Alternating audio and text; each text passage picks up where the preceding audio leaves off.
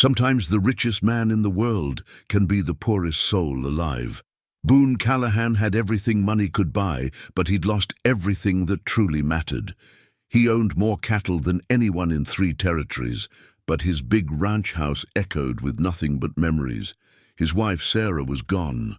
His son had left years ago and never looked back. At 62, Boone just wanted someone to cook him a decent meal without asking questions. So he put up a simple notice at the general store: hiring cook. Quiet person wanted. What showed up at his door wasn't what he expected. 9-year-old Junebug carried nothing but a burlap sack and a mysterious letter with his name on it. This little girl would either drive him crazy or save his lonely heart. But what was in that letter that made this tough old cowboy's hands shake? Before we jump back in, tell us where you're tuning in from, and if this story touches you, make sure you're subscribed, because tomorrow I've saved something extra special for you. The morning sun painted the Texas sky in shades of gold and amber as Boone Callahan stood on his wraparound porch, coffee mug warming his weathered hands. The Callahan Ranch stretched as far as the eye could see, 40,000 acres of prime grazing land dotted with red Angus cattle, their coats gleaming like burnished copper in the early light. Everything he surveyed belonged to him, from the rolling hills to the distant creek that meandered through cottonwood groves. Yet standing there in his custom-made boots and pressed denim shirt, Boone felt emptier than a church on Monday morning. The ranch house behind him was a testament to success and sorrow intertwined. Sarah had designed every room with loving care during their early years together, when dreams seemed as limitless as the Texas horizon. The wraparound porch, where she'd served sweet tea to neighbors. The kitchen, with its massive stone hearth, where she'd cooked Sunday dinners for ranch hands and visiting family. The master bedroom, with its hand-carved headboard that Thomas had made in high school shop class, back when father and son still spoke the same language. Now those rooms stood like museum pieces, preserved exactly as Sarah had left them. Her reading chair still held the bookmark in Gone with the Wind, marking her place on page 247, the same page she'd been reading the night before the accident. Her perfume bottles still lined the vanity, their contents long evaporated, but their crystal forms catching morning light like frozen tears. Boone had instructed Maria, his longtime housekeeper, to dust around everything but never move anything. Some folks called it unhealthy. Boone called it honoring memory. The accident had happened on a rain-slicked highway 15 years ago. Sarah was returning from her book club meeting in Cedar Falls when a drunk driver ran a red light. She died instantly, the sheriff had said, trying to offer some comfort. No suffering. But Boone knew different. The suffering had just begun, spreading through their family like poison through clear water. Thomas had been 23 then, fresh out of college, with ideas about modernizing the ranch, expanding into organic beef, maybe even starting a dude ranch operation. The boy had inherited Sarah's gentle nature and Boone's stubborn streak, a combination that made for passionate dreams and fierce independence. But grief has a way of turning love into blame, and in the months after the funeral, every conversation between father and son became a battlefield. "You're living in a museum, Dad," Thomas had said during their last fight, his voice breaking with frustration and unshed tears. "Mom wouldn't want this. She'd want us to move forward, to build something together." But Boone, drowning in his own grief, had lashed out. "Don't you tell me what your mother would want. You didn't even call her the week before she died. Too busy with your college friends to come home for Sunday dinner." The words had hung in the air like smoke from a grass fire, destructive and impossible to take back. Thomas had packed his truck that very night, taking nothing but his clothes and his grandfather's old saddle. Boone had watched from the upstairs window as taillights disappeared down the long drive, too proud and too broken to run after his son. That was 15 years ago. 15 years of birthdays uncelebrated, holidays unshared, and conversations that existed only in Boone's imagination during sleepless nights. Now, at 62, Boone ran his empire with the precision of a military operation and the loneliness of a lighthouse keeper. His foreman, Miguel Santos, had worked the ranch for 27 years and could read Boone's moods like weather patterns. Miguel knew when to discuss business and when to simply nod and tip his hat. The other ranch hands, good men all, kept respectful distance, understanding that their boss paid well and treated fairly, but wasn't looking for friendship. The Callahan Ranch employed 15 full-time hands and brought in seasonal help during branding and roundup. They raised the finest Angus cattle in 3 counties, shipped beef to the best restaurants in Dallas and Houston, and maintained a breeding program that attracted buyers from as far away as Montana. The business side of Boone's brain functioned perfectly. It was his heart that had gone bankrupt. In Cedar Falls, the nearest town 15 miles down a ribbon of blacktop road, folks respected Boone Callahan even if they didn't particularly warm to him. He donated generously to the church he never attended, sponsored the high school rodeo team, and kept his word in every business dealing. But he'd become something of a ghost, seen around town for supplies and feed, always polite, always solitary. Murphy's General Store served as the town's unofficial community center, its bulletin board thick with announcements, lost pet flyers, and help-wanted ads. It was there 3 days ago that Boone had tacked up his simple notice: hiring cook, quiet person wanted. Good pay for good work. He'd written it on the back of a feed bill, his bold handwriting steady despite the tremor in his heart.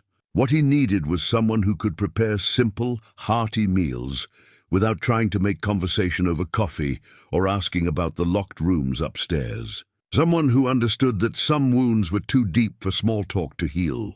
He'd been managing on his own for months, since his last housekeeper, Mrs. Henderson, had retired to live with her daughter in Austin. Frozen dinners and canned beans had been sustaining him, but barely.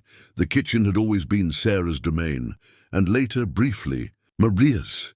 But Maria had needed to care for her aging mother and couldn't make the daily drive from town anymore. The room felt haunted now, its professional-grade appliances cold and silent, its herb garden visible through the window growing wild and untended. Boone's daily routine had become as predictable as sunrise. Wake at 5, coffee and yesterday's biscuits. Check on the cattle with Miguel, handle paperwork in his study. A solitary dinner while reading cattle reports. Then bourbon on the porch until the stars convinced him to sleep. Weekends brought no respite from the routine, just longer stretches of silence. His study was the one room that truly belonged to him now. Walls lined with agricultural journals, awards from cattle associations, and photographs of prize-winning bulls. Sarah's wedding ring rested in the top drawer of his mahogany desk, wrapped in the silk handkerchief she'd carried on their wedding day. He'd take it out sometimes, holding it up to catch the lamplight, remembering how it had looked on her slender finger. The wealth that surrounded him felt increasingly meaningless. Bank statements showed balances that most folks could only dream of. Stock portfolios managed by Dallas investment firms grew steadily. The ranch generated more income each year, but success, Boone had learned, was a cold companion on a king-sized bed in an empty house. He'd been standing on that porch, lost in memories and regrets, when he first spotted the small figure walking up his mile-long drive. At first, he'd thought his eyes were playing tricks. Surely it couldn't be a child approaching his ranch on foot, carrying what looked like a burlap sack slung over one shoulder. As the figure drew closer, Boone could make out details that made his coffee grow cold in his hands. It was indeed a child, a girl. He realized, maybe 9 or 10 years old, with dark hair escaping from a makeshift braid and clothes that had seen better days. She walked with purpose, not the hesitant steps of someone lost, but the determined gait of someone with a destination in mind. Her small chin was set with a stubbornness that reminded him of someone, though he couldn't quite place who. The girl stopped at his front gate, studying the ranch house with intelligent eyes. Even from a distance, Boone could see she was sizing up the situation, making mental notes about what she observed. She shifted her burden, definitely a burlap sack, and reached into her pocket to withdraw what looked like a folded paper. Boone set his coffee mug on the porch railing and walked down the front steps. his curiosity overriding his usual desire for solitude. As he approached the gate, the girl straightened her shoulders and lifted her chin, meeting his gaze directly. There was no fear in her eyes, only determination and something else, a flicker of hope perhaps, or recognition. "You, Mr. Boone Callahan?" she asked in a voice that carried more confidence than her small frame suggested possible. "I am," Boone replied, studying this unexpected visitor. "And who might you be, young lady?" The girl adjusted her grip on the burlap sack and held out the folded paper. "Name's Junebug. Junebug Morrison. I got something that belongs to you." Boone's weathered hands trembled slightly as he reached for the paper. The moment his fingers touched the worn envelope, he knew his carefully ordered world was about to change forever. The envelope felt heavier than it should have, as if it contained more than paper and ink. Boone's name was written across the front in a woman's careful script, the letters slightly faded, but still legible. The paper itself was cream-colored and expensive, the kind Sarah used to buy for special correspondence. But this wasn't Sarah's handwriting. "Where did you get this?" Boone asked, his voice rougher than he intended. Junebug shifted her weight from one scuffed boot to the other. "My mama gave it to me before she passed. Said I was to bring it to you when I was old enough to understand what it meant." "And when was that?" "Yesterday," she said with the matter-of-fact tone children use when discussing the incomprehensible realities of adult life. "Mrs. Abernathy at the orphanage in Millerville said I was too much trouble to keep around. Said I needed to find my own people." She gestured toward the letter. "Mama said you were my people, Mr. Callahan." Boone studied the girl more closely. She couldn't weigh more than 70 pounds soaking wet, but there was steel in her backbone and intelligence in her dark eyes. Her clothes were clean but worn, patched jeans, a faded blue shirt that had been mended at the elbow, boots that were a size too big. The burlap sack she carried seemed to contain all her worldly possessions. "What's your mama's name, child?" "Catherine Morrison. But folks called her Cat." Junebug's voice softened. "She died of the fever 3 months ago. Tried to fight it, but she just got too tired." The name hit Boone like a physical blow. Catherine Morrison. Cat. He remembered her now, a young woman who'd worked briefly at the ranch during Sarah's final year. She'd been quiet, efficient, and had disappeared one day without explanation. Sarah had been disappointed. She'd grown fond of Cat and had hoped she might stay on permanently. "I remember your mother," Boone said carefully. "She worked here once. I know. She told me stories about this place. About Mrs. Sarah and the herb garden, and the way the house smelled like cinnamon on Sunday mornings." Junebug's eyes swept across the ranch house's facade. "She said it was the happiest she'd ever been working here." Boone's throat tightened. Why didn't your mother bring you here sooner?" "Pride, I reckon. Mama was real proud. Said she didn't want charity from nobody, even good folks like you." Junebug adjusted her grip on the burlap sack. "But she made me promise that if anything happened to her, I'd bring you that letter. Said you'd understand once you read it." The envelope seemed to burn in Boone's hands. Part of him wanted to tear it open immediately, but something held him back. Once he read whatever Catherine had written, there would be no unknowing it. And looking at this fierce little girl, with her chin held high and her dark eyes full of determination, he suspected his life was about to become more complicated than he was prepared for. "I suppose you're expecting me to invite you in," he said. "Well, I walked near 15 miles to get here, and my feet are telling me about every step," Junebug replied with a small smile. "But I'm not expecting nothing I haven't earned, Mr. Callahan." Despite himself, Boone found his lips twitching upward. When was the last time someone had spoken to him with such directness? Most folks in Cedar Falls treated him with careful deference, weighing their words like precious metals. This slip of a girl talked to him like he was just another person, not the richest man in 3 counties. "What's in the sack?" he asked. "Everything I own. Couple changes of clothes, Mama's journal, a picture of her and me, and some things that belonged to my daddy." She paused. "Never knew him, but Mama kept his things for me." Boone unlatched the gate and swung it open. "Come on up to the house, then. I suppose we both need to hear what your mother had to say." Junebug followed him up the flagstone walkway, her head turning to take in the sprawling ranch house with its wide porches and towering chimneys. "It's bigger than Mama described," she said quietly. "She said it was grand, but this is—" She searched for the right word. "This is like something from a storybook." "Your mother had good taste in houses," Boone said, opening the front door. She helped Sarah pick out some of the furnishings. The interior of the house seemed to swallow Junebug's small frame. She stood in the entrance hall, looking up at the vaulted ceiling and the crystal chandelier that Sarah had special ordered from New Orleans. Her worn boots looked tiny against the polished hardwood floors. "Mama was right about the cinnamon smell," Junebug said softly. "It's still here, just a little." Boone hadn't noticed it in years, but now that she mentioned it, he could detect the faintest trace of Sarah's favorite spice lingering in the air.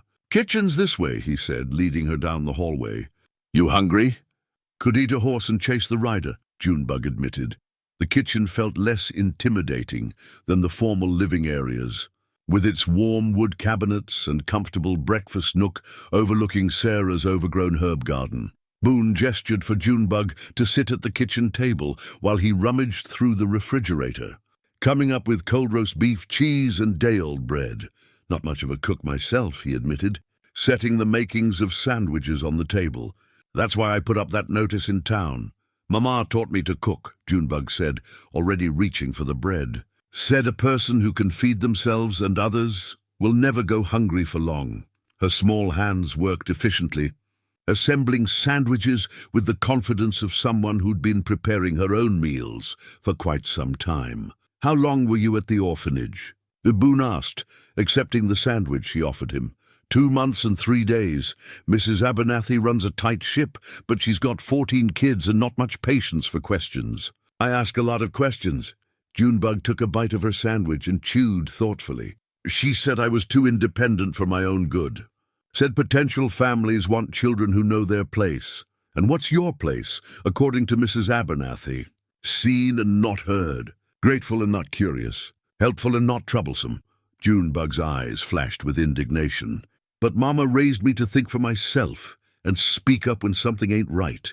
Mrs. Abernathy and I didn't see eye to eye on much." Boone found himself genuinely smiling for the first time in months. This child had spirit, the kind that couldn't be broken by hard circumstances or institutional rules. "Your mother sounds like she was a wise woman." "The wisest," Junebug agreed. "That's why I knew I had to bring you this letter, even though I was scared you might not want me around." She glanced at the envelope still sitting on the table between them. "You going to read it?"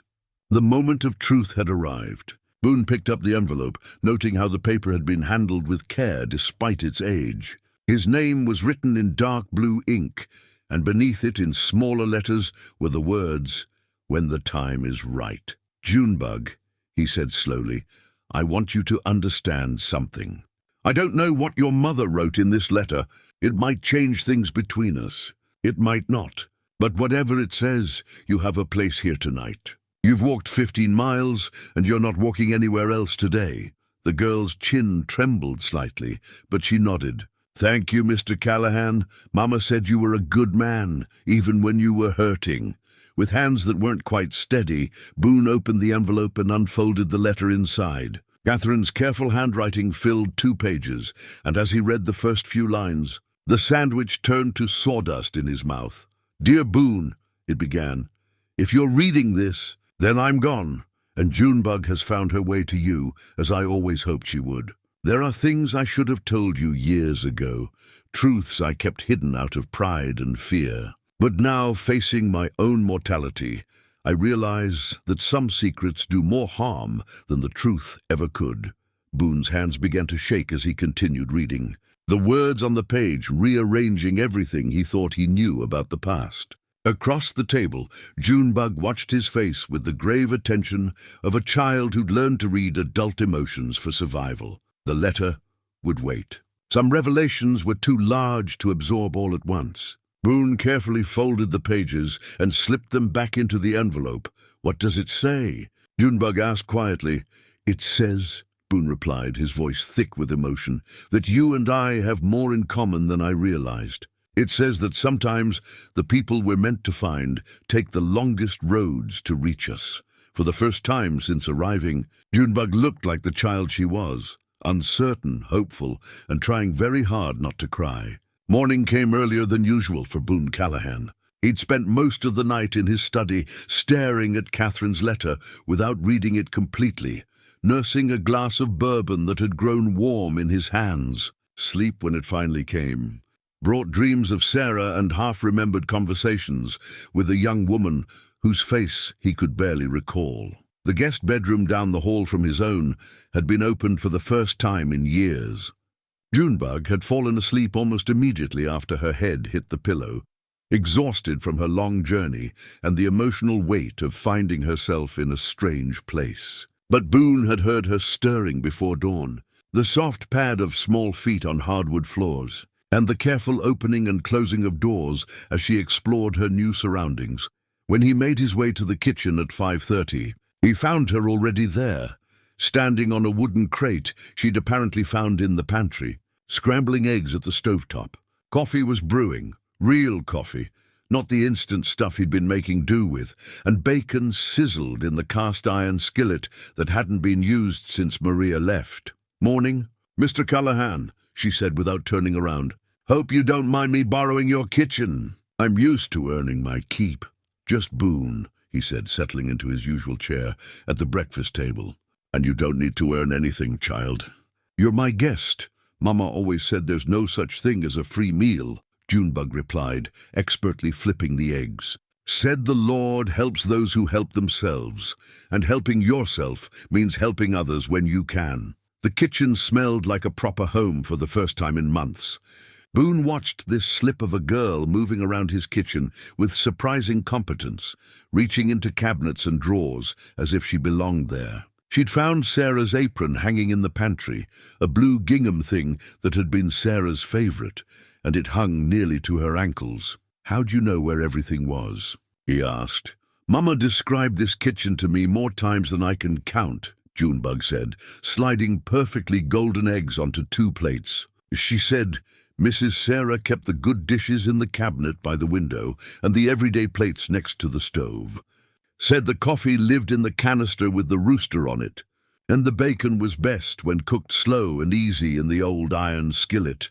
She'd found all of those things without hesitation, as if Catherine's descriptions had created a map in her mind. It was unsettling and comforting at the same time, like having a ghost with practical skills.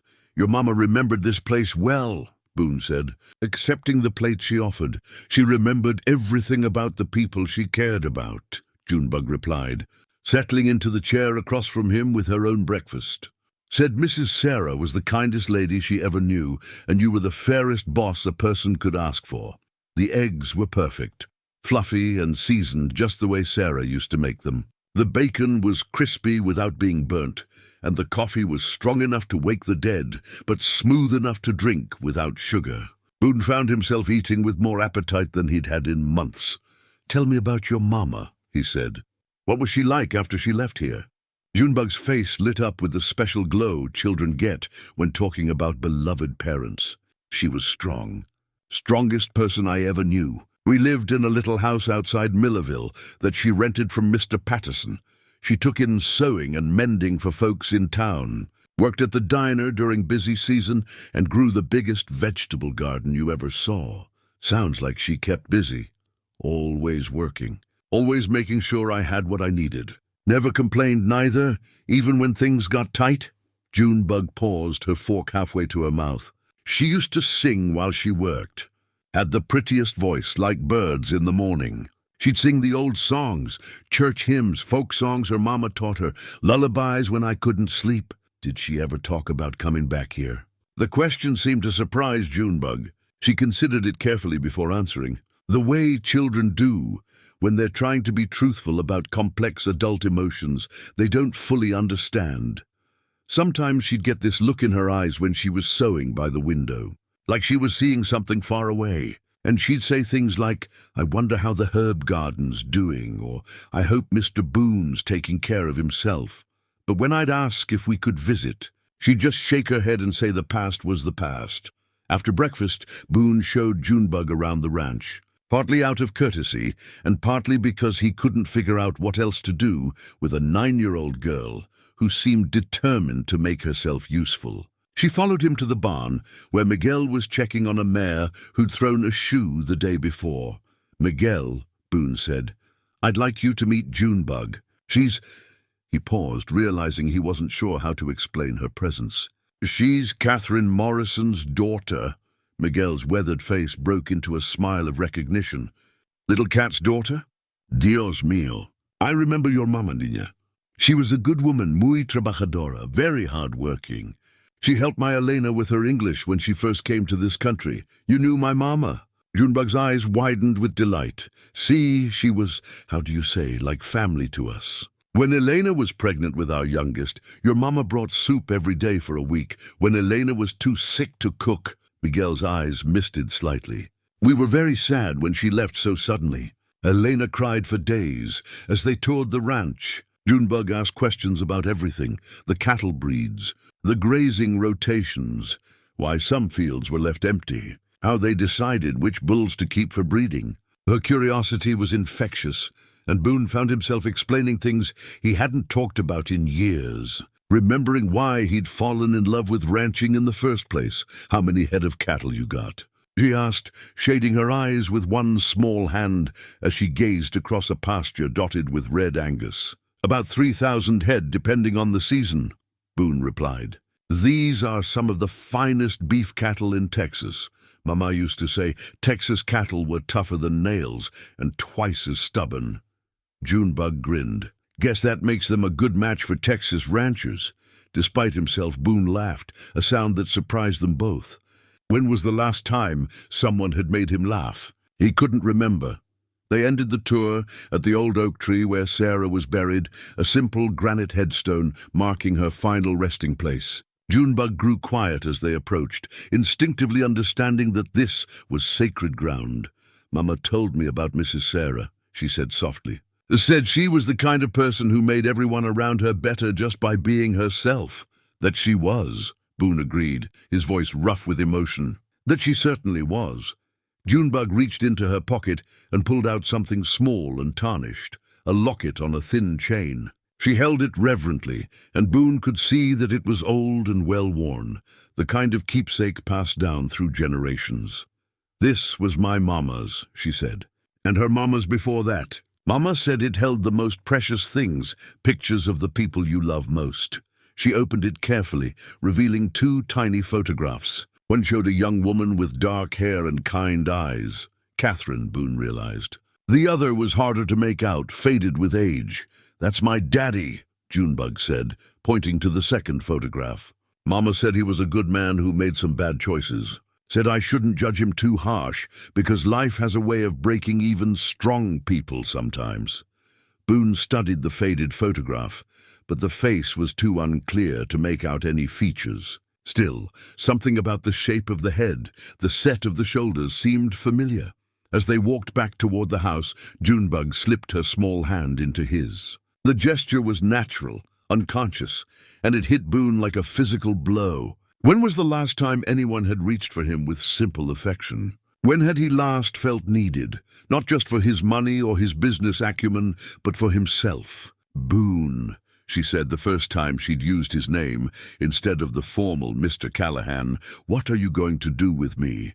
The question hung in the air between them like morning mist. What was he going to do? The smart thing would be to contact social services, find her a proper family, people who knew how to raise children and could give her the kind of life she deserved.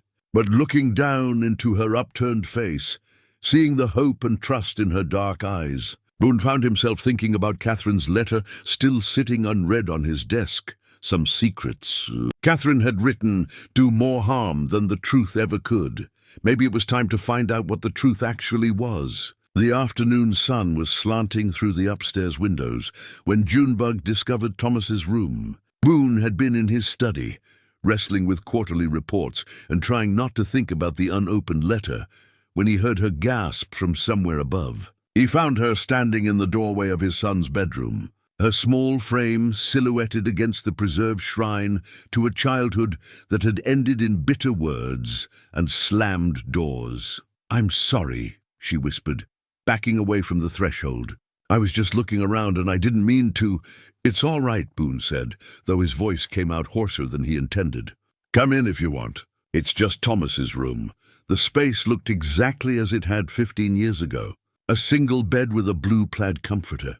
Bookshelves lined with adventure novels and agricultural textbooks. A desk where homework had been grudgingly completed and dreams of ranch expansion had been sketched on notebook paper. The walls were covered with rodeo ribbons, Future Farmers of America certificates, and photographs of a young man with his father's strong jaw and his mother's gentle eyes. Junebug stepped carefully into the room as if walking on holy ground. "This is your son's room?" "Was," Boone corrected. "He left home when he was 23. Haven't seen him since. Where did he go?" The question that haunted Boone's sleepless nights. "I don't know. He could be anywhere by now. Texas is a big state, and the world's bigger still." Junebug moved to the desk, where a framed photograph showed Thomas at his high school graduation, flanked by his proud parents. Sarah's face glowed with maternal love, and even Boone looked softer somehow, his arm around his son's shoulders. "You look happy here," Junebug observed. "We were." That was before Boone stopped, unable to finish the sentence. "Before Mrs. Sarah died?" The child's directness continued to surprise him. Most adults tiptoed around the subject of his loss, as if speaking of it might somehow make it contagious. But Junebug faced hard truths, with the matter-of-fact acceptance of someone who'd learned early that life didn't always follow fairy tale rules. "Before I drove him away with my grief and my stubborn pride," Boone said, sinking into the chair at Thomas's old desk. "We both loved her so much, but instead of holding on to each other, we let our pain push us apart." Junebug picked up a wooden carving from the bookshelf, a small horse that Thomas had whittled during a particularly boring summer when he was 12. "Mama used to say that hurt people, but love people too. Maybe your son is out there somewhere waiting for you to love him home." The wisdom in those words, coming from someone who barely reached his shoulder, made Boone's chest tight with emotion. "What if he doesn't want to come home? What if I hurt him too badly?" "Then you try anyway," Junebug said simply. "Mama always said the worst thing that could happen from trying to love someone is that they might not love you back. But the worst thing that could happen from not trying is that you never find out if they would have." They spent the rest of the afternoon in the room, with Junebug asking gentle questions about Thomas, while Boone found himself remembering happier times. The camping trips to the creek, teaching Thomas to rope calves, the pride in his son's eyes when he'd successfully delivered his first calf during a difficult birth. The plans they'd made together for expanding the ranch, diversifying into new breeds, maybe even starting a program to teach urban kids about ranch life. "He sounds like he was a good son," Junebug said, carefully replacing the wooden horse on the shelf. "He was the best son a man could ask for. I just forgot how to be the father he deserved." That evening, Junebug cooked dinner with ingredients she'd found in the well-stocked pantry, chicken and dumplings that tasted remarkably like Sarah's recipe. They ate at the kitchen table, but for the first time in years, the silence didn't feel oppressive to Boone. Instead, it felt companionable, filled with the small sounds of shared domesticity. "My mama made chicken and dumplings too," Junebug said, twirling a piece of dumpling on her fork. "Said it was comfort food for both the body and the soul. Your mama was a wise woman. She had to be. Being a single mother ain't easy, especially when folks in town like to whisper about why you don't have a husband." Junebug's voice carried no bitterness, just the acceptance of someone who'd learned to live with other people's judgments. But Mama held her head high and did what needed doing. After dinner, Junebug insisted on washing the dishes, while Boone dried, a domestic routine that felt both foreign and natural. As they worked, she hummed softly under her breath, the same kind of melody Catherine might have sung while working in this very kitchen years before. "Junebug," Boone said, hanging up the dish towel, "I want you to know that whatever happens, Whatever's in that letter your mother left, you have a place here as long as you want it. She looked up at him with shining eyes. You mean that? I mean it. This house has been too quiet for too long. Maybe it's time for some life to come back into it. That night, as Boone finally settled into bed, he could hear Junebug moving around in the guest room, the soft sounds of someone settling into unfamiliar surroundings. For the first time in 15 years, the house didn't feel empty. It felt like a home again. But Catherine's letter still waited on his desk, its secrets locked away like a time bomb, ticking toward an unknown detonation. Tomorrow, he promised himself. Tomorrow he would read it completely and face whatever truths Catherine had kept hidden for so many years. Through the walls, he could hear Junebug's voice, soft and sweet, singing one of the lullabies her mother had taught her. The melody was hauntingly familiar, and as sleep finally claimed him, Boone realized it was the same song Sarah used to hum while working in her garden. Some connections, it seemed, ran deeper than memory or logic. Some bonds were written in the very fabric of a place, waiting patiently for the right moment to reveal themselves. And sometimes the family you've been missing finds its way home in the most unexpected forms. 3 days into Junebug's stay at the ranch, Boone discovered her sitting cross-legged on the front porch at dawn, reading from a leather-bound journal that looked older than she was. She was so absorbed in the pages that she didn't notice him approach until he settled into the rocking chair beside her. "Morning reading?" he asked gently, not wanting to startle her. Junebug looked up with eyes that seemed older than her 9 years. "It's Mama's journal. She kept it from the time she was 16 until the end. I've been reading it bit by bit, trying to understand her better now that she's gone. That's a fine way to honor her memory. There's parts about this place," Junebug said, holding up the journal. "Want to hear some of it?" Boone nodded, though his heart began beating faster. What secrets had Catherine recorded in those pages? Junebug flipped through several pages, then cleared her throat and began to read in her clear, young voice. April 15th. My first week at the Callahan Ranch. Mrs. Sarah is everything the ladies in town said she was and more. She has this way of making everyone feel important, like what they have to say matters. Today, she asked me about my dreams, and when I told her I wanted to start my own sewing business someday, she didn't laugh or tell me to be more practical. She just nodded and said, "Then we'll have to make sure you learn everything you need to know while you're here." The words hit Boone like a physical blow. He remembered that conversation, or rather, he remembered Sarah mentioning it to him. Sarah had been excited about Catherine's ambitions, had even talked about helping her get started once she'd saved enough money. "There's more," Junebug continued, turning pages. "May 3rd. Helped Mrs. Sarah with her herb garden today. She taught me the difference between basil and oregano and how to dry lavender for sachets. She said her grandmother taught her that a woman who could grow things and cook things would never go hungry, and neither would her family. I think about my future family sometimes, wonder what kind of mother I'll be. I hope I can be half as good as Mrs. Sarah."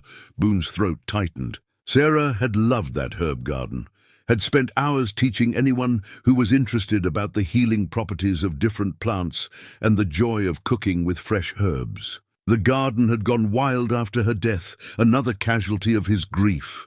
"Here's one from later," Junebug said, her voice softer now. June 20th. "Mr. Boone seems so lost without Mrs. Sarah. I wish I could do something to help him, but grief is like a storm. It has to blow itself out in its own time. Mrs. Sarah used to say that the deepest love leaves the deepest wounds when it's taken away. Thomas is hurting too, but in a different way. He wants to fix everything, make everything better, but some things can't be fixed with good intentions and hard work. They can only be healed with time and patience." The accuracy of Catherine's observations stunned Boone. She'd only been at the ranch a short time, but she'd understood the dynamics of his grieving family better than he had himself. "When did she leave?" Boone asked. Though he thought he already knew the answer, Junebug flipped forward several pages. "July 10th. I can't stay here anymore. It's too hard to watch this family tearing itself apart. and I can't help them. Mr. Boone and Thomas had another terrible fight tonight about the ranch, about the future, about Mrs. Sarah's memory. They're both so stubborn, so hurt, that they can't see how much they need each other. I'm leaving tomorrow morning, early, before anyone can try to talk me out of it. This isn't my family to fix, and staying will only make things harder for everyone. She left right after the worst fight Thomas and I ever had, Boone realized. The one where I accused him of not caring about his mother's memory, and he accused me of using grief as an excuse to push everyone away. Mama wrote about that fight, Junebug said quietly. She said she could hear the shouting from her room in the bunkhouse. Said it broke her heart to see two people who loved each other so much, causing each other so much pain. Boone stood and walked to the porch railing, looking out over the ranch that had been both his greatest achievement and, in many ways, his greatest failure. I drove them both away, he said. Your mother and my son. I was so wrapped up in my own pain that I couldn't see theirs. Mama didn't blame you, Junebug said, joining him at the railing. Listen to this part. Mr. Boone isn't a mean man or a selfish man. He's just a broken man trying to hold together a world that doesn't make sense anymore. Sometimes the strongest people break the hardest because they're not used to bending. I pray that someday he'll find his way back to the man Mrs. Sarah fell in love with, the one who's still buried under all that grief. The words Catherine had written years ago seemed to reach across time and touch something deep in Boone's chest. She'd seen him more clearly than he'd seen himself, had understood that his anger and isolation were just grief wearing a different face. Your mama was a remarkable woman, he said. She was. And she never stopped caring about you and Thomas, even after she left. Look at this entry from 2 years later. Junebug flipped through more pages. September 12th. Heard in town that Thomas Callahan left his father's ranch after a big fight. My heart aches for both of them. I keep thinking I should write to Mr. Boone, tell him about the baby, but what good would it do? He has enough pain without taking on mine too. Better to let sleeping dogs lie and raise this child on my own. At least then Thomas won't feel obligated to come back out of guilt instead of love. The baby. Boone's hands gripped the porch railing so tightly his knuckles went white. What baby? He asked, though his heart was already racing toward a conclusion he wasn't ready to accept. Junebug looked up at him with those knowing dark eyes. The baby she was carrying when she left the ranch. The baby whose daddy was somewhere far away, trying to figure out how to live with his own broken heart. The world seemed to tilt beneath Boone's feet. Catherine had been pregnant when she left, and the father was, "My mama loved your son," Junebug said simply.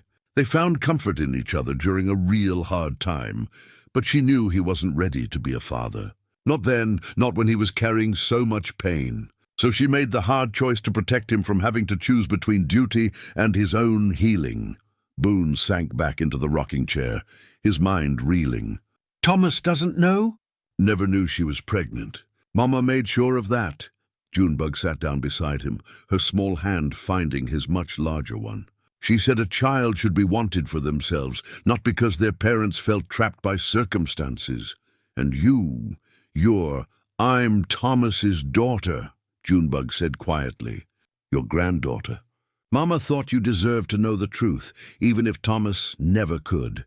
The revelation hit Boone like a physical blow, rearranging everything he thought he knew about the past 15 years. This child sitting beside him, this fierce little girl with Sarah's stubborn spirit and Catherine's gentle wisdom, was his blood, his family, the continuation of a legacy he'd thought was lost forever. And Thomas, his son, was a father and didn't even know it. The revelation that Junebug was his granddaughter left Boone reeling for days. He found himself watching her with new eyes, looking for traces of Thomas in her expressions, her gestures, the determined set of her jaw when she faced a challenge. They were there, subtle but unmistakable now that he knew what to look for. On the 4th morning after learning the truth, Boone found Junebug in Sarah's old kitchen, standing on her makeshift crate and reaching into the highest cabinet. She was muttering under her breath, clearly frustrated by her inability to reach whatever she was after. "What are you looking for?" he asked, setting his coffee mug on the counter. Mama's journal mentioned that Mrs. Sarah kept her special recipes in a wooden box up there, Junebug said, pointing to the top shelf. "I wanted to try making her apple pie. The one Mama said could make grown men cry with happiness." Boone reached up and retrieved the recipe box, a carved wooden chest that Sarah had treasured, filled with handwritten cards and newspaper clippings, stained with decades of loving use. He hadn't opened it since Sarah's death, couldn't bear to see her careful handwriting, spelling out instructions for meals that would never again fill their home with warmth and laughter. Junebug received the box like a sacred artifact, her small hands tracing the carved roses on its lid. "It's beautiful," she breathed. "Your grandmother, Sarah, collected recipes the way some people collect stamps," Boone said. The word grandmother feeling strange on his tongue, but somehow right. Every time she tasted something she liked, she'd sweet-talk the recipe out of whoever made it. "Grandmother," Junebug repeated softly, testing the word. "I never had a grandmother before." "Well, you did," Boone said, his voice rough with emotion. "Sarah would have loved you something fierce, child. She always said a house wasn't a home without the sound of children's laughter." Junebug opened the recipe box with reverent care, revealing dozens of index cards covered in Sarah's neat script. The smell that wafted up vanilla cinnamon, and something indefinably comforting, transported Boone back to Sunday mornings when the kitchen had been the heart of their home. "Look," Junebug exclaimed, pulling out a card. "Apple pie serves a crowd or one very hungry cowboy." She giggled at Sarah's note. "And here's her chicken and dumplings recipe. It's exactly like the one Mama taught me, but with little differences. Like here, she says to add a pinch of sage, but Mama always used thyme. Catherine probably learned it from Sarah and then made it her own," Boone realized. That's what good cooks do. They take what works and make it better. As the morning progressed, Junebug systematically went through the recipe box, reading each card aloud and asking questions about the dishes Sarah used to make. Some of the recipes brought back memories so vivid that Boone could almost smell the food cooking, could almost hear Sarah humming as she worked. "Here's one that says, 'For special occasions and broken hearts,'" Junebug read. "Hot milk cake with brown sugar frosting." The note says, "Thomas's favorite, never fails to bring a smile." The memory hit Boone like a sledgehammer. Sarah had made that cake for Thomas's 16th birthday, and later, when he'd been heartbroken over his first real girlfriend leaving for college. It had been Thomas's comfort food, his mother's way of saying she loved him without making him feel babied. "We should make that cake," Junebug said decisively. "For when we find Thomas, when we find Thomas." Boone repeated. "Of course we're going to find him," Junebug said with the absolute certainty of childhood. "He's my daddy, and you're my granddaddy, and we're family. Families find each other." The simplicity of her logic was both heartbreaking and inspiring. "It's not that easy, sweetheart. I don't even know where to start looking. Texas is a big place, and he could be anywhere. Mama always said when you don't know where to start, you start where you are with what you have." Junebug pulled out another recipe card. "We have his name, we have people who might remember him, and we have love." That's a pretty good start.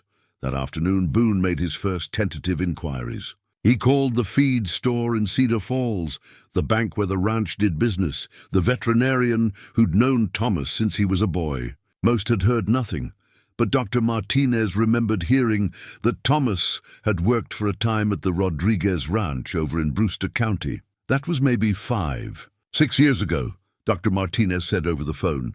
"But you know how it is with ranch hands. They move around a lot following the work. It wasn't much, but it was something. A thread to pull, a direction to start searching." That evening, as they sat on the porch, watching the sunset paint the sky in shades of orange and gold, Junebug asked, "Are you scared about finding Thomas?" The question caught Boone off guard with its directness. "Scared? Why would I be scared?" "Because what if he's still angry? What if he doesn't want to see you? What if he doesn't want me?" The last question came out in a whisper, revealing the deep-seated fear of abandonment that lived in every child who'd grown up without a father. Boone set down his coffee and pulled Junebug closer to him on the porch swing. "Let me tell you something about your father," he said. "Thomas Callahan has many faults.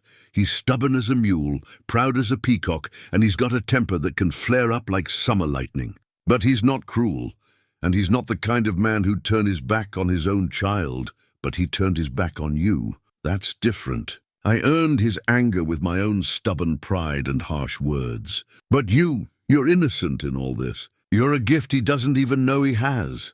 Junebug leaned against his shoulder, her small body warm and trusting. "Mama used to tell me stories about my daddy.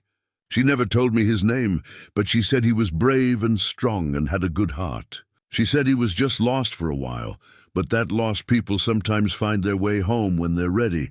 Your mama was right about a lot of things. She was right about you, too," Junebug said. "She wrote in her journal that you had the biggest heart in Texas, even when it was broken. She said Sarah was lucky to have been loved so much, even if it meant leaving behind so much sadness." As the stars began to appear in the darkening sky, Boone made a silent promise to his granddaughter and to the memory of the wife he'd lost. He would find Thomas. He would swallow his pride, eat his harsh words, and do whatever it took to bring his son home. Not just for himself, but for this precious child who deserved to know her father, and maybe, just maybe, they could finally heal the wounds that had festered for 15 long years. That night, after Junebug had fallen asleep, Boone finally gathered the courage to read Catherine's letter in its entirety. He poured himself 3 fingers of bourbon, settled into his leather chair in the study, and opened the envelope that had been burning a hole in his consciousness for nearly a week. Catherine's handwriting was as careful and precise as he remembered, each word chosen with deliberate care. "Dear Boone, if you're reading this, then I'm gone, and Junebug has found her way to you, as I always hoped she would. There are things I should have told you years ago, truths I kept hidden out of pride and fear. But now, facing my own mortality, I realize that some secrets do more harm than the truth ever could. I left the ranch in July of 1985 because I was pregnant with Thomas's child. Before you think ill of either of us, please understand that what happened between your son and me wasn't planned or calculated. We were both drowning in grief, him over losing his mother, me over losing the closest thing to a mother I'd ever known. Sarah had become more than an employer to me. She was my mentor, my friend, the woman who taught me that I could be more than just the poor girl from the wrong side of town the night Thomas and I found comfort in each other was the same night. You two had your worst fight about the ranch's future.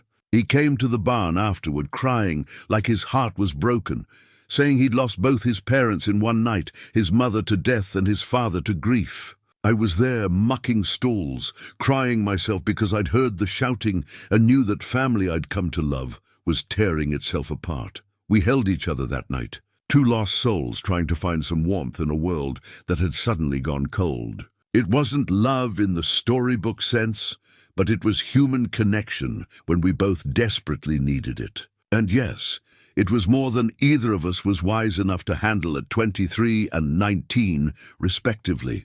When I realized I was pregnant, I faced a choice. I could tell Thomas and watch him sacrifice his dreams out of duty, or I could disappear and give him the freedom to heal and find his own path. I chose his freedom over my own security, and I've never regretted that choice. I know you must be wondering why I never told you, why I let you believe I'd simply moved on to another job. The truth is I was terrified.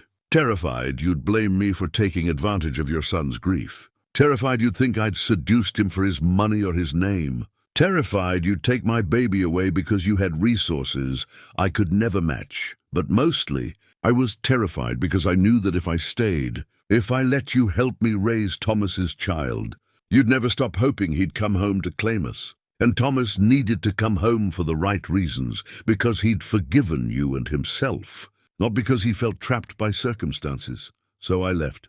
And I've spent the last 9 years raising the most remarkable little girl you'll ever meet. She has Thomas's stubborn streak and your sense of justice, Boone. She has Sarah's kindness and my practicality. She's everything good about all of us combined into one fierce, smart, loving package. I've told her stories about the ranch, about you and Sarah, about the father she's never met. I've tried to help her understand that sometimes people make choices that seem selfish, but are actually acts of love. Thomas didn't abandon her. He never knew she existed. You didn't fail her. You never had the chance to try, but now she needs more than I can give her. The fever that's taking me isn't going to be fought off this time, and Junebug needs family. Real family, with roots and history, and the kind of security that comes from belonging somewhere. I'm not asking you to raise her, though I know you will if that's what she needs. I'm not asking you to find Thomas, though I suspect you'll try. What I'm asking is that you give her what I couldn't, the chance to know where she comes from, to understand that she's part of something bigger than just her mother's small life. The birth certificate is in the envelope with this letter. Thomas Callahan is listed as the father because that's the truth, even if it's a truth I've kept hidden. I've also included a photograph of Thomas that I kept all these years, not because I was pining for him, but because I wanted Junebug to be able to see her father's face when she was old enough to understand. There's something else in the envelope, a letter I wrote to Thomas years ago, but never sent. If you find him, if you decide to tell him about Junebug, give him that letter. It explains things from my perspective, tells him that he has nothing to feel guilty about, that what happened between us was a gift that gave me the greatest joy of my life. Boone, you were always a good man, even when grief made you forget that about yourself. Sarah used to say that you had the biggest heart in Texas, and that heart would heal eventually if you'd let it. Well, maybe this is your chance. Maybe healing your relationship with Thomas starts with taking care of his daughter. Junebug doesn't know Thomas is her father yet, but she's smart, and she's been asking questions. I told her that when she was old enough to handle the truth, I'd tell her everything. I guess that time has come sooner than either of us expected. Be patient with her, Boone. She's tougher than she looks, but she's still a little girl who just lost her mother. She'll need time to grieve and time to adjust to a whole new life. But she'll also need to know her history, her people, her place in the world, and maybe, just maybe, bringing her home to the ranch will help heal some of the wounds that have been festering in that house for too long. Thank you for reading this. Thank you for whatever kindness you show my daughter. And thank you for being the man Sarah always said you were, even when you couldn't see it yourself. With love and hope, Catherine Morrison, P.S. The recipe for Thomas's favorite hot milk cake is in Sarah's recipe box. Junebug has been asking about her father's favorite foods. Sometimes the way to a man's heart really is through his stomach, even when that heart has been closed for 15 years. Boone set the letter aside with shaking hands and reached for the birth certificate. There it was in black and white. Father, Thomas Michael Callahan. Mother, Catherine Elizabeth Morrison. Child, June Catherine Morrison, born March 15th, 1986, Junebug, his granddaughter. Thomas's daughter. The photograph was exactly what Catherine had promised. A picture of Thomas taken during his last year at the ranch, before the fights and harsh words had driven them apart. He was standing by the corral, hat pushed back on his head, grinning at whoever was behind the camera. Probably Sarah, Boone realized. This was how Thomas had looked when he was happy, before grief and anger had carved lines around his eyes. Boone looked closer at the photograph and felt his breath catch. There in Thomas's smile, in the shape of his eyes, in the determined set of his jaw, he could see Junebug. The resemblance wasn't immediately obvious. She favored Catherine in coloring and delicate features, but the underlying bone structure, the expression, the way she held her head when she was thinking hard about something. It was all there. How had he missed it? How had he spent nearly a week with his own granddaughter and not seen his son's face looking back at him? The third item in the envelope was another letter, this one sealed and addressed to Thomas in Catherine's careful script. The letter she'd written but never sent. The explanation she'd never been able to give. Boone sat back in his chair. The weight of 15 years of misunderstandings and missed opportunities pressing down on him like a physical force. Catherine had been right. Some secrets did more harm than the truth ever could. If he'd known about Junebug, if Thomas had known he was a father, would things have been different? Would the walls between father and son have crumbled under the weight of shared responsibility and love for this remarkable little girl? There was no way to know, but there was still time to make things right. Time to find Thomas and reunite him with the daughter he'd never known he had. Time to heal the wounds that had festered for too long. Time to become the grandfather that Junebug deserved, and the father that Thomas had needed all along.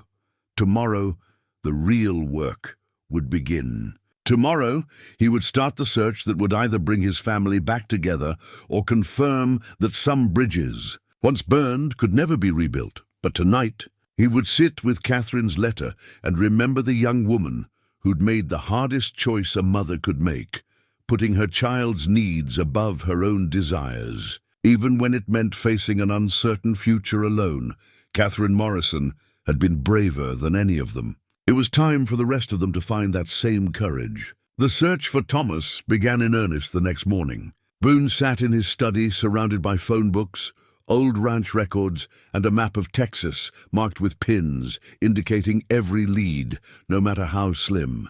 Junebug perched in the chair across from his desk, her small hands busy with needlework she'd found in Sarah's sewing basket. But her ears tuned to every phone call. "Rodriguez Ranch," Boone said into the phone, speaking to his fifth contact of the day. "Yes, I'm looking for information about a man who might have worked for you several years ago." "Thomas Callahan?"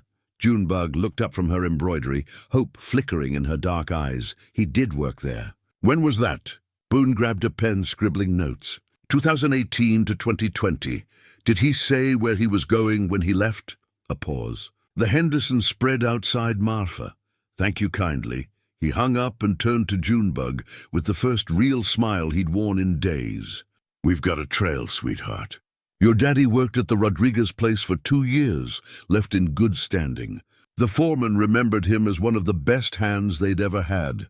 What did he say about my daddy?" "Said Thomas was quiet, kept to himself mostly, but he knew cattle better than men twice his age. Said he had gentle hands with the animals and never lost his temper, even when things went sideways during calving season." Junebug beamed with pride. "Mama always said my daddy had a good heart." The Henderson Ranch outside Marfa proved to be another step in the right direction. Thomas had indeed worked there. But he'd moved on in early 2021. The trail was growing warmer, but also more recent, which made Boone's chest tight with a mixture of hope and anxiety. He mentioned something about heading up toward the Panhandle, Mrs. Henderson told Boone over the phone. Said he'd heard there was good work to be had on the wheat and cattle operations up that way. Seemed like he was looking for something permanent, a place to settle down maybe. The Panhandle was a big area, but it was something. Boone spent the next 3 days making calls to every ranch, feed store, and cattle operation between Amarillo and Lubbock. Most led nowhere, but slowly, piece by piece. A picture emerged of Thomas's movements over the past few years. "He's been looking for something," Boone told Junebug as they sat on the porch that evening, watching the sunset paint the sky in brilliant oranges and purples. "Every place he's worked, folks said he was a good hand, reliable, quiet. But he never stayed anywhere more than 2 years. It's like he's been searching for something he can't quite name. Maybe he's been searching for home," Junebug said, with the simple wisdom that continued to astound him. "Maybe he's been looking for a reason to come back here." "Maybe so, sweetheart. Maybe so." On Thursday morning, the breakthrough came from an unexpected source. Miguel knocked on the study door while Boone was making his morning calls. "Patron, forgive me for interrupting, but I was talking to my cousin Roberto last night. He works at the livestock auction in Canyon, up in the Panhandle." Boone set down the phone. "What did he say?" "He thinks he knows Thomas. Says there's a man who comes to the auctions regular-like, buying good breeding stock for a ranch outside of town. Quiet fellow, knows his cattle, pays in cash. Goes by Tom Callahan." Boone's heart began racing. Tom Callahan. That's got to be him. Roberto says this Tom fellow works for the Triple Bar Ranch, about 20 miles east of Canyon. Been there almost a year now, longer than he usually stays anywhere. Did your cousin say anything else about him? Miguel's weathered face creased with concern. He said Tom seemed like a man carrying heavy burdens. Polite, fair in his dealings, but sad, you know. Like something was eating at his heart. That afternoon, Boone made the call to the Triple Bar Ranch with hands that trembled slightly. A gruff voice answered on the third ring. Triple Bar, Jameson speaking. This is Boone Callahan calling from Cedar Falls. I'm looking for one of your hands, Tom Callahan. Is he available? A pause. Tom's out checking the north pasture. Won't be back until evening. You want to leave a message? Boone's throat felt dry as dust. No message. I'll call back later. But he wouldn't call back, he decided. Some conversations were too important for telephone wires. This was something that needed to be done face to face. Man to man, father to son. We're going to go find him, he told Junebug that evening as they sat down. To a dinner of pot roast and vegetables, another recipe from Sarah's box that Junebug had mastered with remarkable skill. When? Tomorrow morning. It's a long drive to Canyon, but we should be there by afternoon. Junebug set down her fork, her face suddenly serious. Are you scared? The directness of the question caught him off guard, but he'd learned that honesty was the only currency that mattered with this child. Terrified, he admitted. I haven't seen your daddy in 15 years. The last words between us were angry ones. I don't know if he'll even want to see me, much less learn that he has a daughter. But we have to try. Yes, Boone said. We have to try. That night Boone barely slept. He lay in bed, staring at the ceiling, running through possible conversations in his mind. How do you apologize for 15 years of stubborn pride? How do you tell a man he has a daughter he never knew existed? How do you ask for forgiveness when you're not sure you deserve it? In the guest room down the hall, he could hear Junebug moving around, probably as restless as he was. Tomorrow would change everything, for better or worse. There would be no going back to the careful routine they'd built over the past weeks. At dawn, they loaded Boone's truck with overnight bags, and the cooler Junebug had packed with sandwiches and her homemade cookies. She'd also brought Catherine's letter for Thomas and a small wrapped package that she wouldn't explain. It's a surprise, she said when he asked about it. Something I made for my daddy. As they drove north through the Texas countryside, Boone found himself remembering the last time he'd made a long drive with family, the trip to Dallas when Thomas was 12, to see a cattle show. Thomas had peppered him with questions the entire way, excited about seeing the prize bulls and learning about new breeding techniques. Sarah had dozed in the passenger seat, occasionally reaching over to squeeze Boone's hand or ruffle Thomas's hair. Now Thomas was a grown man, a stranger who might not want to see his father. And Sarah was gone, buried beneath the oak tree on the ranch that felt more like a monument than a home. But Junebug was here, chattering about the scenery and asking questions about the ranches they passed, her presence filling some of the empty spaces in his heart. Maybe, just maybe, they could build something new from the pieces of what had been broken. Tell me about the Triple Bar Ranch, Junebug said, as they passed through a small town that consisted of little more than a gas station and a grain elevator. It's a good operation, Boone said, remembering what he'd learned from his phone calls.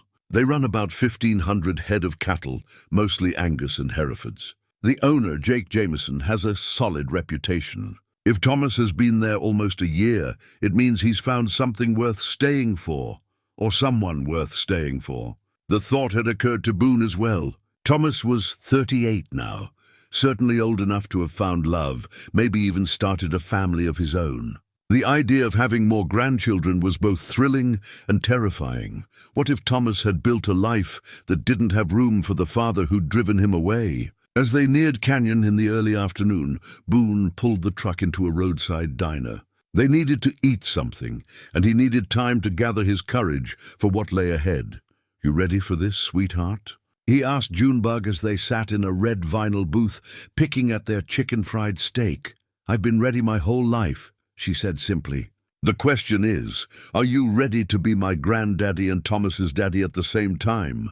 The weight of her words settled over him like a blanket. For 15 years, he'd been neither father nor grandfather, just a lonely man rattling around in a house full of memories. Now, in the space of a few weeks, he was being asked to step into both roles simultaneously.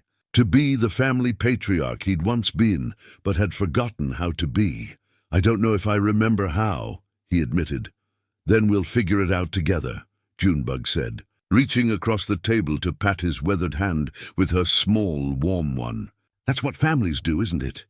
They figure things out together." 20 miles later, they turned down the long gravel drive that led to the Triple Bar Ranch headquarters. Boone's hands gripped the steering wheel so tightly his knuckles went white, and his heart hammered against his ribs like a trapped bird. At the end of the drive, in front of a modest ranch house, he saw him, Thomas, his son.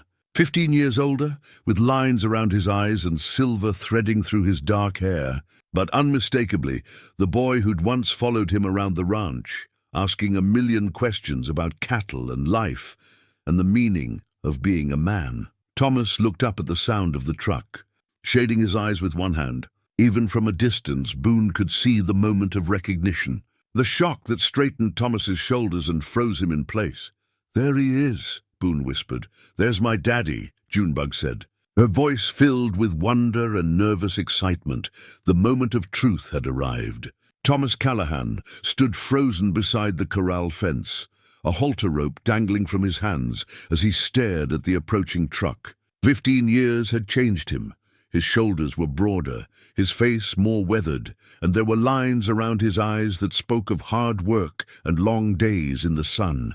But Boone could still see the boy who'd once helped him repair this very type of fence. The young man who'd dreamed of expanding their own ranch into something even greater. Boone pulled the truck to a stop about 20 feet away and sat for a moment, his engine ticking as it cooled.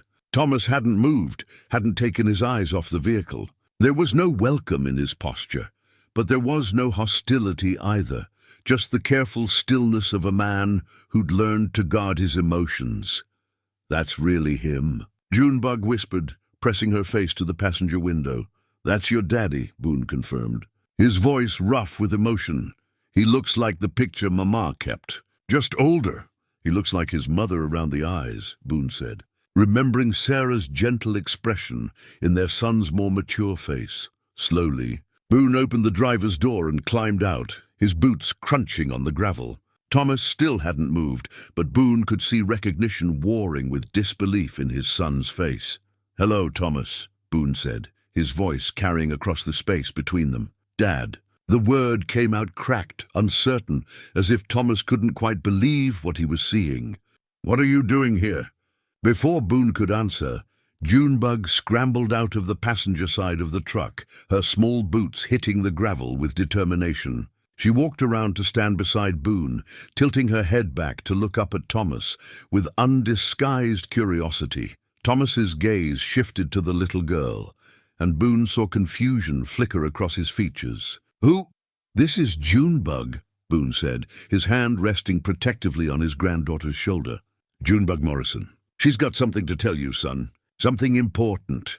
Thomas set the halter rope on the fence post and took a few hesitant steps toward them, his eyes never leaving Junebug's upturned face. The closer he got, the more his expression changed, confusion giving way to something that looked like recognition, though that was impossible. "Morrison," Thomas repeated slowly. "I knew a Morrison once. Catherine Morrison!" "But that was my mama," Junebug said, her voice clear and steady despite the magnitude of what she was about to reveal. "Catherine Morrison was my mama." Thomas stopped walking, his face going pale beneath his tan. "Cat? Your mother was Cat?" "Yes, sir. And she told me that when I was old enough to understand, she'd tell me about my daddy. She died 3 months ago before she could keep that promise. But she left me a letter to bring to Mr. Boone here, and that letter told me everything I needed to know." "I don't understand," Thomas said, though Boone could see that part of him was beginning to understand all too well. The pieces were falling into place, the timing, the child's age, the familiar stubborn set of her jaw that mirrored his own. Junebug reached into her pocket and pulled out the faded photograph from her locket, the same one Catherine had kept all these years. She held it out to Thomas, her small hand steady. "This is you, isn't it? This is my daddy?" Thomas took the photograph with hands that trembled slightly, staring down at his own young face, looking back at him. It had been taken during his last year at the ranch, back when the future had seemed full of possibilities, and his mother's death was still a fresh wound in his heart. "Where did you get this?" he whispered. "Mama kept it. She said it was important for me to know what my daddy looked like, even if I couldn't meet him until I was older." Junebug's voice grew softer, more uncertain. "Are you disappointed?" "That I'm your daughter, I mean." The question seemed to break something inside Thomas. He dropped to one knee in the gravel, bringing himself to Junebug's eye level, the photograph clutched in his hand. "Disappointed?" His voice was thick with emotion. "Oh, sweetheart, I could never be disappointed in you. I'm trying to understand. Your mother never told me. I never knew. She was protecting you," Boone interjected, stepping forward. "Catherine thought you needed time to heal, to find your own path. She didn't want you to come back out of obligation." Thomas looked up at his father, and for a moment 15 years of anger and hurt flickered in his eyes. "You knew about this? How long have you known?" "A week, maybe less. Junebug showed up at my door with Catherine's letter, and I've been trying to piece together the truth ever since." Boone's voice carried the weight of years of regret. "Son, there's a lot we need to talk about. A lot of mistakes that need acknowledging and wounds that need healing."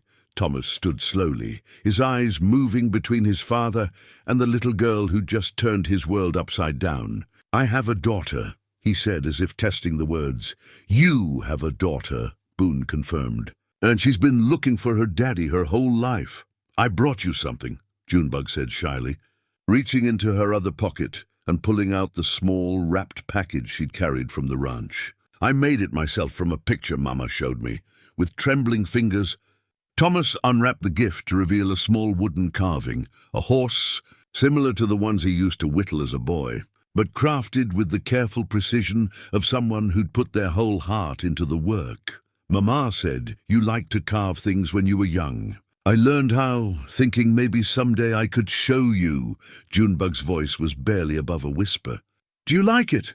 Thomas stared down at the little horse, his vision blurring with unshed tears. When he looked up, his face was transformed, the careful guardedness replaced by raw emotion and dawning wonder. "It's the most beautiful thing I've ever seen," he said, his voice breaking. "And you're the most beautiful daughter a man could ask for." For a moment, father and daughter simply looked at each other. Two strangers connected by blood and love they were only beginning to understand. Then Junebug stepped forward and wrapped her small arms around Thomas's waist, and 15 years of separation began to crumble in the face of a child's unconditional acceptance. Thomas held Junebug against him as if she might disappear if he loosened his grip, his large hands gentle on her small back.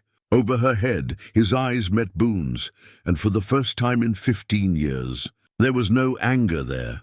Only grief for all the lost time and wonder at this unexpected gift. "She looks like her," Thomas whispered. "Like Cat, but she has your stubborn streak," Boone said with a watery smile.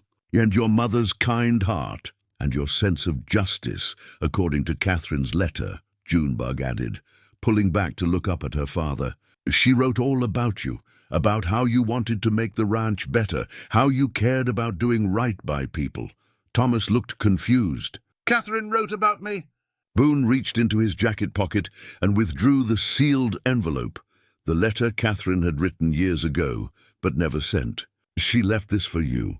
An explanation, an apology, and, well, maybe it's best if you read it yourself." Thomas accepted the letter with reverent care, as if it were something precious and fragile. "I can't believe she's gone. She was one of the strongest people I ever knew. She raised me all by herself," Junebug said proudly. "Worked 3 jobs sometimes to make sure I had what I needed. Never complained, never made me feel like I was a burden." "You could never be a burden," Thomas said fiercely. "Not to anyone who had the privilege of knowing you." Jake Jameson, the owner of the Triple Bar, had been watching from the ranch house porch and now approached carefully, clearly sensing the emotional weight of the reunion. He was a weathered man in his 60s, with kind eyes and the bearing of someone who'd learned to read people and situations with care. "Tom," he said gently, "everything all right here?" Thomas straightened, one arm still around Junebug's shoulders. "Jake, I'd like you to meet my father, Boone Callahan, and his voice caught. "My daughter, Junebug Morrison." Jake's eyebrows rose in surprise, but he stepped forward with a warm smile. "Well, I'll be. Tom's told me some about his family over the months. It's good to meet you both." He looked down at Junebug. "And I can see where Tom gets his determination. You've got that same look in your eyes that he gets when he's made up his mind about something." "We've driven up from Cedar Falls," Boone said. "I hope we're not imposing, but Thomas and I have some talking to do." 15 years worth. "You're welcome to stay for dinner, all of you," Jake offered. "Tom's been like family to me this past year. Any family of his is welcome here." As the afternoon wore on, they found themselves sitting on Jake's front porch, sharing the story of how Catherine's letter had brought them all together. Thomas read his mother's letter privately, stepping away from the group to absorb Catherine's words in solitude. When he returned, his eyes were red but peaceful. "She explains everything," he told Boone. "Why she left, why she never told me about Junebug. She was trying to protect me. Protect all of us from making choices based on guilt instead of love. Were they wrong choices, do you think?" Boone asked carefully. "If you'd known, would it have been guilt that brought you home?" Thomas considered this, his arm tightening around Junebug, who had claimed the chair next to his and seemed determined not to let him out of her sight. "I don't know. Maybe at first, but looking at her now, knowing what Catherine accomplished raising her alone, I think I would have found my way to love eventually." "Mama said love finds a way," Junebug said softly. "She said when people are meant to be together, the universe keeps pushing them toward each other until they finally collide." "Smart woman, your mama," Jake said, settling back in his chair. "Tom's told me some about her. Said she was one of the good ones." "She was," Thomas agreed. "And she raised an amazing daughter." He looked at Junebug seriously. "I know I can't make up for 9 years of not being there. I didn't even know you existed, but that doesn't erase the fact that you grew up without a father." "I wasn't looking for perfect," Junebug said with characteristic directness. "I was just looking for mine." The simple honesty of her words broke something open in Thomas's chest. He pulled her closer, pressing a kiss to the top of her head. "Well, you found him, sweetheart. And I'm not going anywhere ever again. What about the ranch?" Boone asked quietly. "You've built a life here." Thomas looked around the Triple Bar headquarters, then back at his father. "I've built a job here. There's a difference. Jake's been good to me, given me opportunities to learn and grow. But it was never home. It was just a place to be until I figured out where I belonged." "And where do you belong?" Boone asked, though he thought he knew the answer. "With my daughter," Thomas said firmly. "Wherever she needs me to be." "I need you to come home," Junebug said simply. "Both of you. I need you to teach me about the ranch, about the family, about all the stories Mama couldn't tell me because she wasn't there to live them." Thomas looked at his father across the space of 15 years and countless unspoken regrets. "Dad, I'm sorry, son," Boone interrupted. "I'm sorry for driving you away, for letting my grief poison the love between us, for all the years we lost. I can't undo any of it, but I'd like the chance to do better going forward." "We both made mistakes," Thomas said.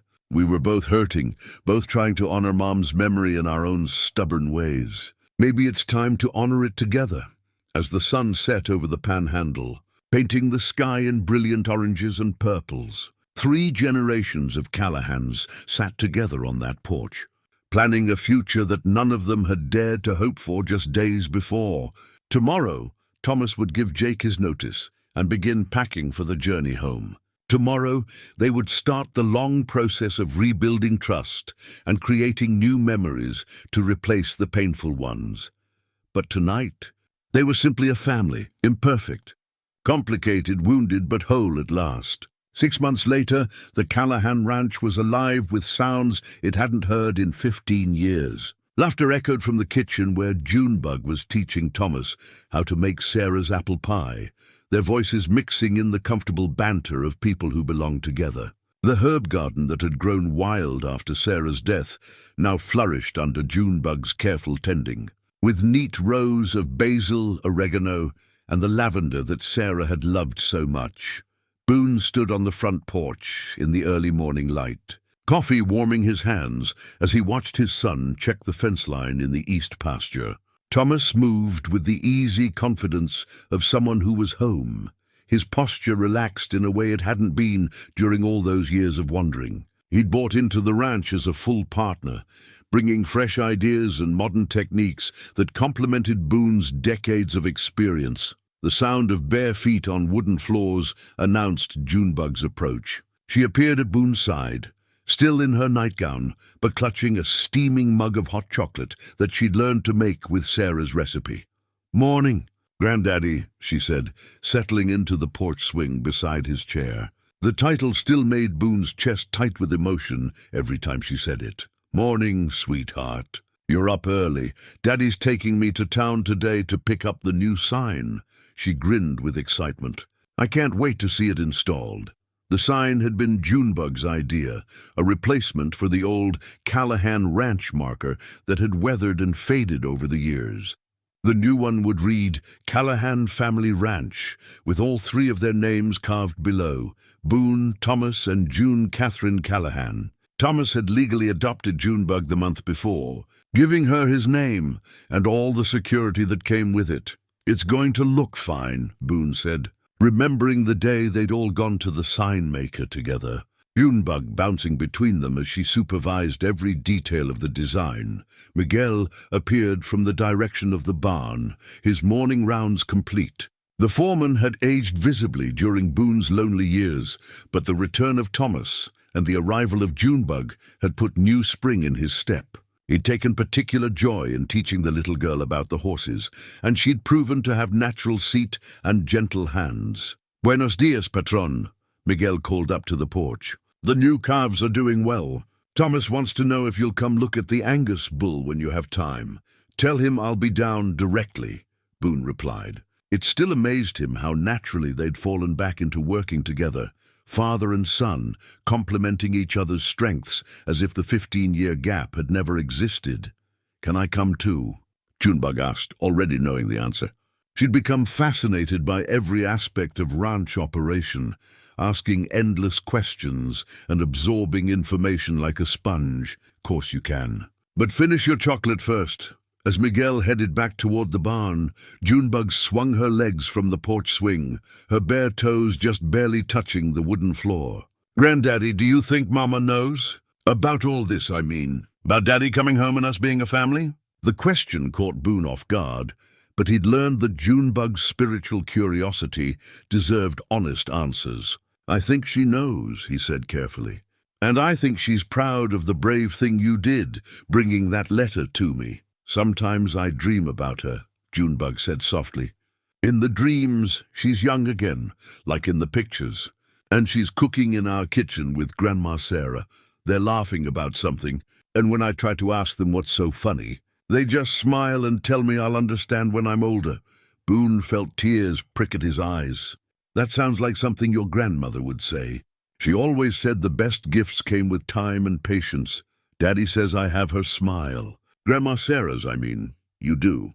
And you have her way of bringing people together, of making them remember what's important." Thomas appeared from around the corner of the house, having finished his morning inspection. His face was tanned from long days in the sun, and there were new lines around his eyes, not from worry this time, but from laughter. Junebug had brought out a playfulness in him that Boone had thought was lost forever. "Morning, you two," Thomas said, climbing the porch steps. "Ready to go into town, Bug?" "Almost," Junebug said, draining the last of her hot chocolate. "I just need to get dressed and brush my teeth." As she scampered inside, Thomas settled into the chair his mother used to occupy, the morning routine they'd established over the past months. Father and son would sit together for a few minutes each day, sharing coffee and planning the day's work, rebuilding their relationship one conversation at a time. "The Martinez family is coming for Sunday dinner," Thomas said. "Miguel's been bragging about Junebug's cooking to Elena, And now she's determined to trade recipes. That girl of ours can cook better than most adults twice her age, Boone said with pride.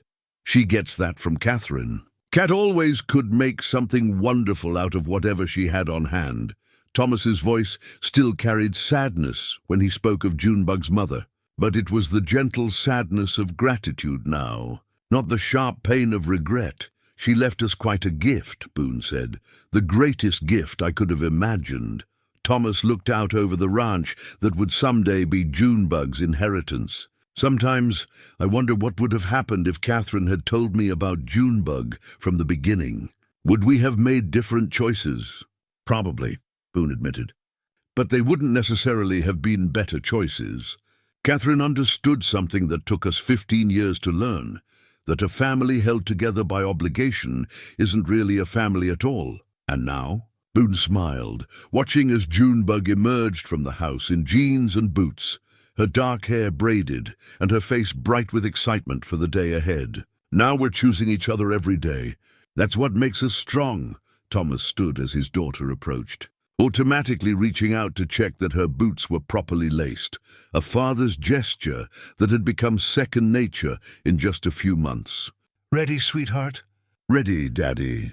As Boone watched his son and granddaughter head toward the truck, he felt a peace that had eluded him for 15 years. The ranch house behind him was no longer a museum to the past, but a home for the future. Sarah's presence could still be felt in every room, but now it was joined by Catherine's gentle spirit and the vibrant energy of a little girl who had somehow managed to heal wounds that had seemed permanent. The Callahan legacy would continue, passed down through 3 generations, bound not by duty or guilt, but by the deepest and most resilient force in the universe, a family's love for one another.